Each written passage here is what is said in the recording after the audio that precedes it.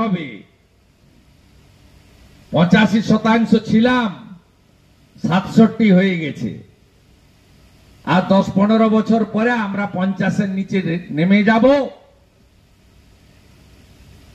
তখন এখানে প্রধানমন্ত্রী তৈরি হয়ে যাবে। কেন্দ্রামারির প্রধানমন্ত্রীর নাম হবে শাহউদ্দিন, দাউদপুরের প্রধানমন্ত্রীর নাম হবে শামসুল, এখানকার প্রধানমন্ত্রী হবে দু ভাইয়ের কেউ একজন, রুকু নাজু। ওদিকে কমলপুরে আমদাবাদে সামাদ হয়ে যাবে, নয় রোশন হয়ে যাবে, নয় কাজাহার হয়ে যাবে, সব প্রধানমন্ত্রী হয়ে যাবে। আর বলবে পুলিশ তো আমার, এ কিচ্ছু হবে না, আমরা যাহা বলিব তা হবে। নন্দীগ্রামেও তো 2 জন হিন্দু শহীদ হয়েছে, তারা তো বিজেপির নেতা ছিল না।